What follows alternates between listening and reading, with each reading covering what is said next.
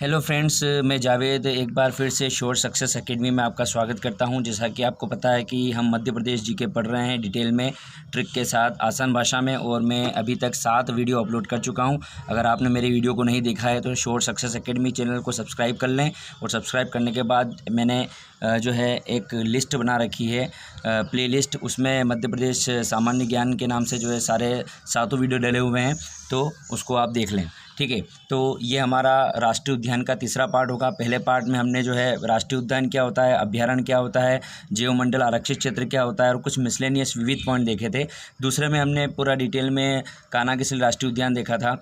अब हम इसके अंतर्गत आगे के जो बचे हुए राष्ट्रीय उद्यान है, टोटल 12 राष्ट्रीय उद्यान है मध्य प्रदेश में, एक हम पढ़ चुके हैं। दूसरा जो हमारा राष्ट्रीय उद्यान है वो है आपका माधव राष्ट्रीय उद्यान। कौन सा? माधव राष्ट्रीय उद्यान। तो देखिए, स्टार्ट करते हैं।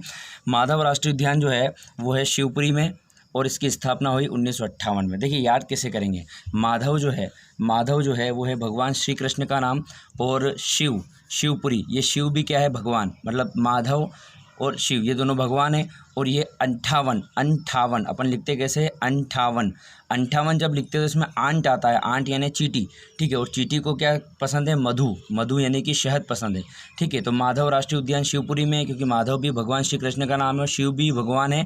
और इन दोनों को, ये माधव जो है, मधु जो है, शहद किसे पसंद है? चींटी को, आंट को पसंद है। तो 58, ठीक है। तो माधव राष्ट्रीय उद्यान शिवपुरी 1958, ठीक है। आगे बात करते हैं। इसका क्षेत्रफल है 337 वर्ग किलोमीटर। जैसा मैंने आपको बताया, जानकारी मैं आगे के वीडियो में वापस से बताऊंगा। सारे राष्ट्रीय उद्यान का स्थापना वर्ष, उनका क्षेत्रफल, वो सारी चीज़ें ट्रिक से बताऊंगा। लेकिन चूंकि अभी अपन डिटेल में पढ़ना, तो ये चीज़ अपन समझ ले तो ज़्यादा अच्छा रहेगा। अब यहाँ से आपको 3 पॉइंट याद रखने हैं। कितने? 3 पॉइंट याद रखने हैं, ठीक है। माधव राष्ट्रीय उद्यान से 3 पॉइंट याद रखने हैं। कौन कौन से? राष्ट्रीय राजमार्ग NH3, नेशनल हाईवे 3 यहाँ से होकर गुजरता है। देखिए, राष्ट्रीय राजमार्ग आपको पता होगा कि आगरा से लेके मुंबई तक है ना। राष्ट्रीय राजमार्ग जो है वो कहाँ से कहाँ तक है? आगरा से मुंबई तक है।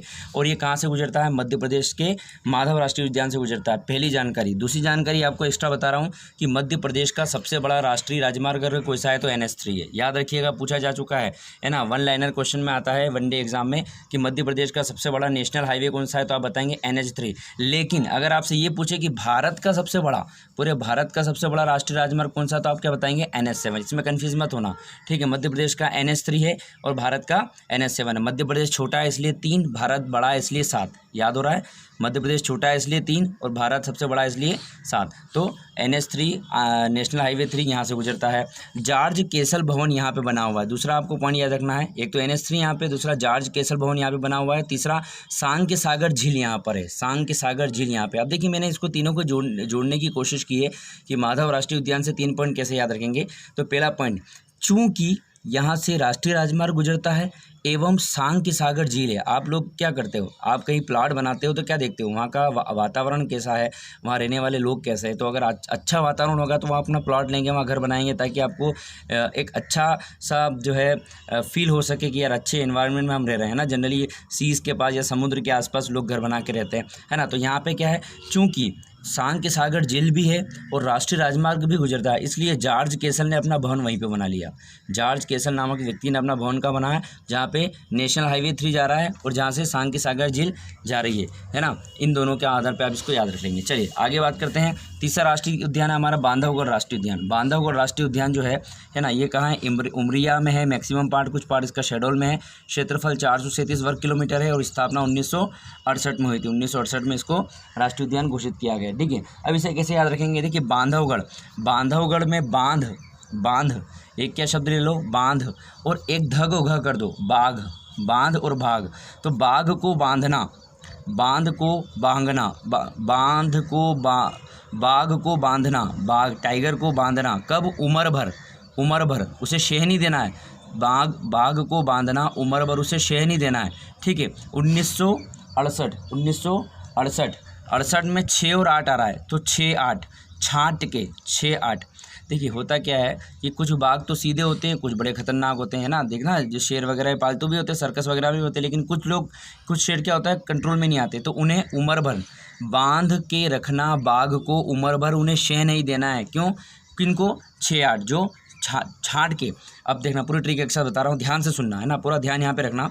छांट के 6-8 1968 छांट के बांधना बाघ को उम्र भर उन्हें शय नहीं देना। ठीक है, ये ट्रिक है आपकी बांधवगढ़ राष्ट्रीय उद्यान की। ठीक है, क्षेत्रफल है इसका 437 वर्ग किलोमीटर। टाइगर प्रोजेक्ट मैंने आपको पहले ही बताया कि मध्य प्रदेश में 6 राष्ट्रीय उद्यान में टाइगर प्रोजेक्ट और एक अभ्यारण्य में है ना। तो उसकी ट्रिक मैं आपको बाद में बताऊंगा, लेकिन ये याद रख लीजिए टाइगर प्रोजेक्ट जो है 1993 में इसमें लागू हुआ। जो है सबसे पहले टाइगर प्रोजेक्ट जो है बाघों का संरक्षण कहाँ स्टार्ट हुआ था, कान्हा किसली में। मैं आपको पहले बता चुका हूँ टाइगर प्रोजेक्ट बांधवगढ़ राष्ट्रीय उद्यान में 1993 में स्टार्ट हुआ। अब इसमें भी 3 पॉइंट आपको याद रखना है। कैसे? बाघों के सर्वाधिक घनत्व वाला राष्ट्रीय उद्यान। यहाँ स्टूडेंट जनरली गलती कर देते हैं। अगर आपसे ये पूछे कि मध्य प्रदेश में सबसे अधिक बाघ किस राष्ट्रीय उद्यान में, तब तो आप क्या बताएंगे, कान्हा किसली। लेकिन अगर आपसे पूछे कि बाघों का सर्वाधिक घनत्व वाला राष्ट्रीय उद्यान कौन सा, तो आप बताएंगे बांधवगढ़।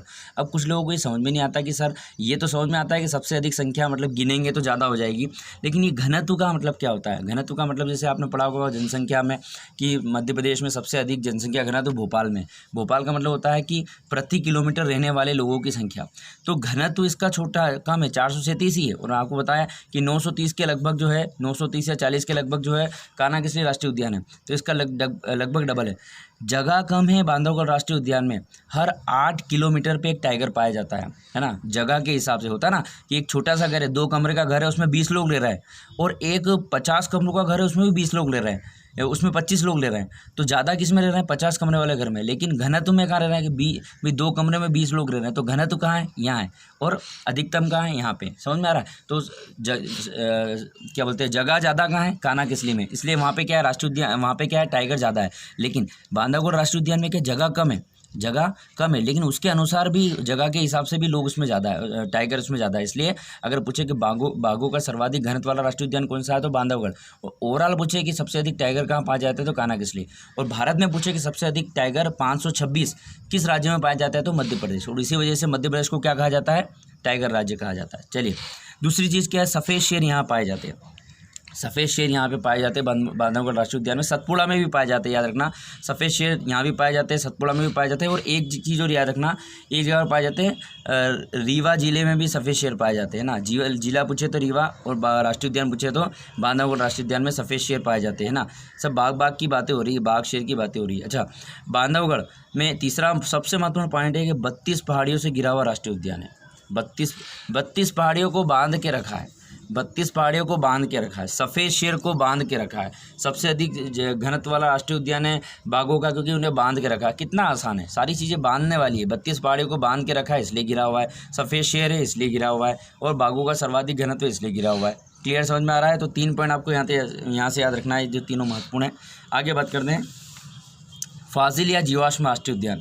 फाजिल या जीवाश्म राष्ट्रीय उद्यान, तो देखिए ये कहाँ है, डिंडोरी जिले में है, और इसकी स्थापना 1968 में। इसको कैसे याद रखेंगे, फासिल में से फांसी लगाते हैं ना मुजरिम को, फांसी देनी है। ठीक है, फासिल यानी कि फांसी देनी है, किसको, मुजरिम को। तो फासिल यानी कि जीवाश्म राष्ट्रीय उद्यान। ठीक है, और ये कहाँ है, डोरी में बांध के फांसी देनी है, डोरी में बांध के। ठीक है, 6/8 1968 में छाँट के फांसी देनी है, डोरी में बांध के, छाँट के, है ना। छाट कैदियों में सबको, कैदी को, हर कैदी को फांसी तो दे नहीं सकते। जिसको फांसी की सज़ा मिलेगी उसी को तो देंगे। तो क्या करेगा व्यक्ति, उसको छाटेगा पहले।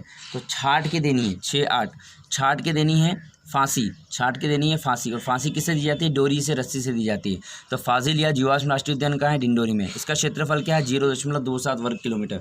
अब देखिए एक बात मैं आपको पहले बता दूँ, मैंने पहला जो वीडियो था मेरा इसका राष्ट्रीय उद्यान का, उसमें मैंने आपको बताया था विविध में, लेकिन यहाँ से एक बार फिर से बता देता हूँ कि मध्य प्रदेश का सबसे बड़ा राष्ट्रीय उद्यान था कान्हा किसली। लेकिन मध्य प्रदेश का सबसे छोटा, क्षेत्रफल की दृष्टि से मध्य प्रदेश का सबसे छोटा राष्ट्रीय उद्यान कौन सा है, फाजिल या जीवाश्म राष्ट्रीय उद्यान। ठीक है, केवल इसका क्षेत्रफल कितना है, 0.27 वर्ग किलोमीटर। कितना छोटा है कि 1 वर्ग किलोमीटर में भी नहीं फैला हुआ है, ये क्षेत्रफल है, वर्ग किलोमीटर एरिया की इकाई है। ठीक है, कहाँ क्या है या देखो, फासिल भी आ सकता है ऑप्शन में, मैंने 2 क्यों लिखे हैं, क्योंकि जो प्रश्न आएगा कि मध्य प्रदेश का सबसे छोटा राष्ट्रीय उद्यान कहाँ है, मध्य प्रदेश का सबसे छोटा राष्ट्रीय उद्यान कौन सा है, तो फासिल राष्ट्रीय उद्यान भी आ सकता है, जीवाश्म राष्ट्रीय उद्यान भी आ सकता है। फासिल इंग्लिश वर्ड है, जीवाश्म हिंदी वर्ड है। ठीक है, और इसकी स्थापना कहाँ हुई, डिंडोरी में। यहाँ पादपों तथा जंतुओं के जीवाश्म पाए जाते हैं, पादपों या जंतुओं के, वनस्पतियों के, वनस्पति भी आ सकता है, वनस्पतियों के जीवाश्म पाए जाते हैं। इसलिए ये बता रहा हूँ क्योंकि एक राष्ट्रीय उद्यान और है। ठीक है, एक राष्ट्रीय उद्यान और है जिससे, इसका नाम है डायनासोर राष्ट्रीय उद्यान।